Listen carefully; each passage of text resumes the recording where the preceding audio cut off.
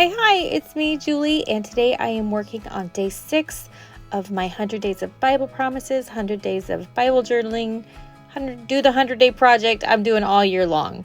And so I was inspired this week by my friend Cammie over at Chipton Time on Instagram. She did some watercoloring in her Bible, and I loved it so much. So I am going to do that too, and I am prepping my pages here with some Liquitex clear gesso and my Catalyst wedge. Just getting a nice even coat all over the page. I like the Catalyst wedge for this. It just spreads, kind of like spreading icing. That just makes a nice, smooth, even consistency all the way across. This gesso I'm using has a lot of tooth. So if you like a lot of texture in your clear gesso, this is the one for you. It's almost like there's sand in there. And I happen to put so much out, so I'm just wiping it off on day 7 because it came out of the binder with me and it just needs somewhere to go. All right, so just got to let this all dry and we're going to start with the watercoloring. Okay, everything is super nice and dry. I'm very happy with the layer I've got down there. I'm using my Illustrated Faith watercolors here, just adding some filtered water to each color and then some there in the well on the lid. And I'm going to start adding the blues and greens to my page. I keep adding water to the page, water to the pots. I can't seem to get it wet enough. So I'm just trying a few things, going back and forth, trying to figure it out. And I decided I probably need something to dip my brush in. So you'll see me grab a palette and just add a little water to it real quick, just so I can dip my brush in it and keep things really moving. I don't ever clean the inside of my watercolor pan. I just like to use it for splatters, so I just go with it. I'm just adding stripes evenly kind of across both pages, doing a messy mixed media watercolor. I'm not worried about anything on the back of the pages because I did put the gesso down, so hopefully they will be safe from any seep through. But I just love these colors.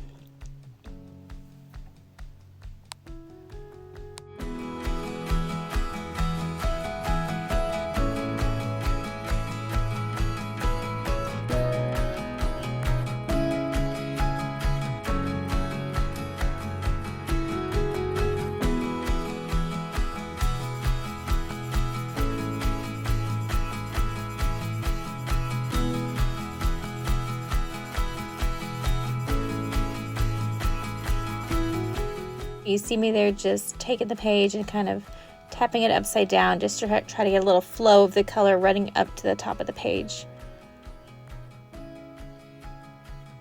I'm just adding in some details there at the top because I'm not going to paint the top of the page. I just want it to kind of look like it just kind of is flowing up there a little bit. And you see me just mixing there in the pot. I'm going to start doing some splatters. So I just love the way those colors just blend together to kind of create a nice splatter color. I'm going in now with this page while these watercolor pages dry. This page I pulled out of another book and I just love the image so much. I decided to put it in my binder and keep it forever because I just love it. It's so cute. This little boy and girl and their puppy praying. Very, very sweet. But the edge did rip a little bit while I was tearing it out, so I'm just going to get some Tim Holtz, fabric tape, and just put it on the edge. And I can see I've got a splotch of black ink there. Something leaked. Okay, I'm just running with it at this point and just going to add it on. I don't even think I'm going to notice when I get done. So this is one way you can reinforce the edges of your pages, especially old book pages. If you're punching them and putting them into a binder, just add some washi tape on the edge and it'll just create a strong foundation for punching those holes and keeping it in the binder. This little scrap of stamp I have been kicking around on my desk since January. It says she decided she was worth it, and I decided this is the page where it needs to go. And you see me cut a little scallopy edge there and go around and edge it, ink it with some hot pink watercolor. I'm not sure I'm happy with the hotter watercolor choice at this moment, but you know, here we are, so I'm just going with it. And maybe I'll use it as a tab right there, but I'm gonna let it dry for a minute and see where it fits in. Now, I love this page, this don't worry. God is in all the details and he's in control of everything. I love what it's saying. You have to worry about what you eat, what you're going to do. You don't have to worry about any of it because God is there keeping everything safe, keeping all the records exactly how you need them to be. So this page really, really spoke to me. I'm very excited to just read what is on the page and carry it in my heart. I'm going to start working on my title now. I decided it needed to be dried, so I did pull my heat gun out and dry it a little bit because, y'all, I put a lot of stuff on this page. Wet stuff, I'm not gonna lie. And just drying it really good before you start adding details to it is just gonna help it look better and be more secure in keeping all the things instead of, you know, falling apart or whatever. All right, so I'm just inking up my words here and I'm going to start stamping it. I just pulled out my small ink, what do you call it, stamp block. So I got to do a couple of repetitions of stamping just to get all the words done right. So I've got the word provide there.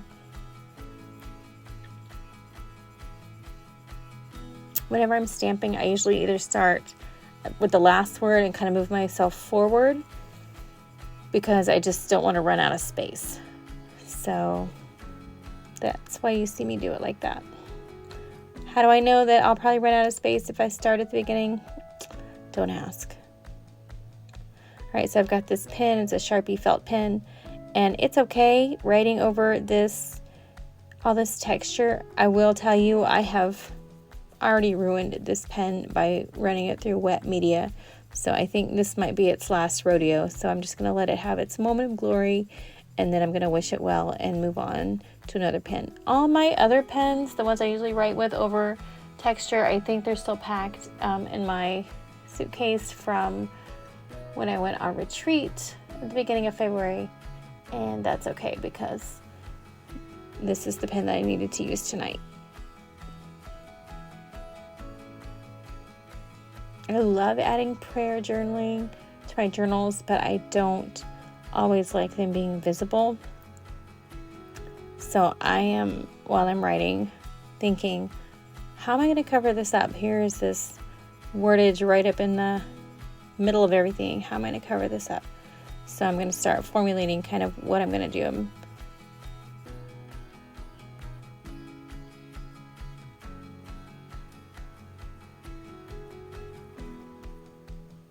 Stamping the date. I like to stamp off first.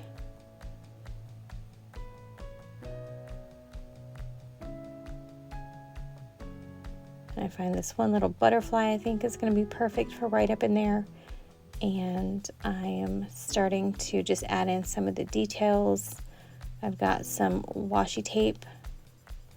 I love specifically this black and white polka dot one. It goes with everything. I usually put it on everything, and I'm just adding it to the corners of my pages. And of course, more is more, so more polka dots with this green polka dotted shiny one will just add a perfect little accent there. And I just take my fingernails and run over it really good just to try to get them to adhere the page and the washi tape really good. I'm going to do that on both corners.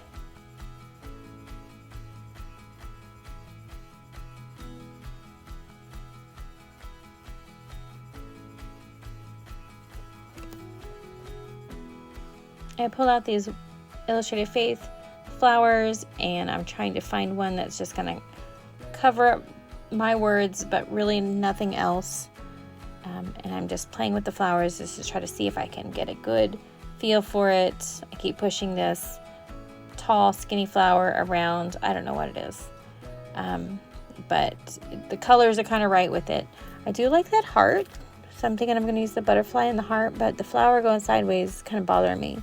I pull out this piece of scrap paper I have. It's kind of like a ticket, white star line, and I realize it's a good color. It fits right in there. It's a good background for the butterfly and the heart, so here we go. I'm going to use it. We're going to ink the edges a little bit. I'm just going to put some glue on one edge, and it'll just kind of be a lift up hidden spot there, covering up my journaling. Love that. Butterfly needs one more thing behind it, I decide, so I start looking at that tall flower, that tall flower again, see if I can sneak her in there somehow. And it's just a weird configuration, so I'm just going to try out a few times and decide that's not right. But I've got these faux leaves on my desk. Like, these are actually like from a silk plant, like silk leaves, and that is exactly what I need. It's kind of the right scale, and I think that tall flower is just too tall. I'm just going to glue everything together. I decided I need some scallops on the top of that ticket, so just going to cut some scallops out of the scrap paper I had sitting around on my desk, and of course I glue it onto the back, but it would have been easier if I could have just remembered to do this before I glued it down, but do what I say, not what I do. But how cute is that? I mean, you can't go wrong with scallops and polka dots and gingham and butterflies and hearts, in my opinion. There you go.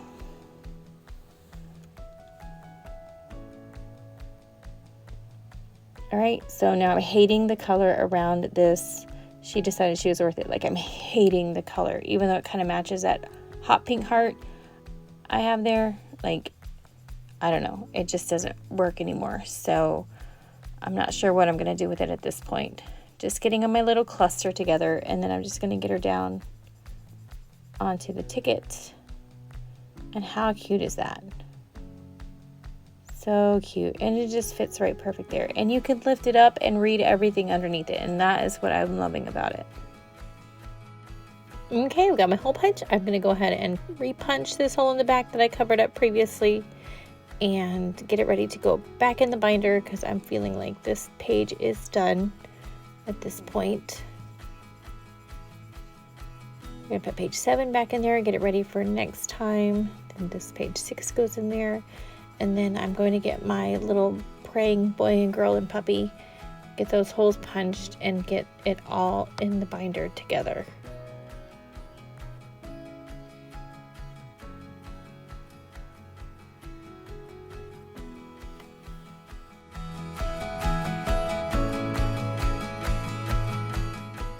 So my husband brought me this heart he had found in a bag, and of course I had made it, and apparently it had fallen in some bag somewhere. It says on it, be your best self, and so I'm putting it right here at the top of my page because it kind of blends in with all the blues, and it is so my Bible can be blooming. I love all the things hanging off the edge. And then I'm just going in with a little bit of my quote again to try to see if I can find a spot to put it. And once again, I'm hating the bright pink around it. Now it is just like red, and it is just obnoxious, and so I decided it has to go, so I just cut it all off.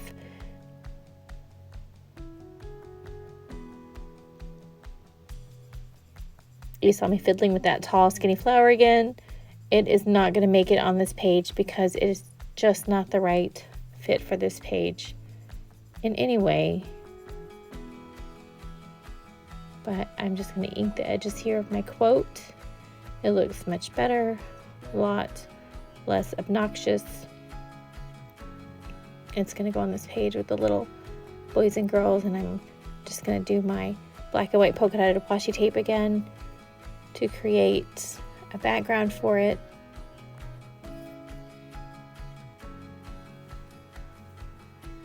Perfect little fishtail banner there, and I cover up most of it, so of course now I need another washi tape to be on the bottom of it because more is more. And just like that, I've got the perfect little background for this quote that I've been kicking around on my desk since January. And there she is. I decide I need to have this other phrase here. It says unconditional love on it. So now the phrase says, she decided she was worth it, unconditional love, and then on the other page, become your best self, he will provide. So just all these sweet little words and reminders to help me remember whose I am. Perfect. Now we've got a double little banner there with some sweet reminders, and I'm loving how that turned out.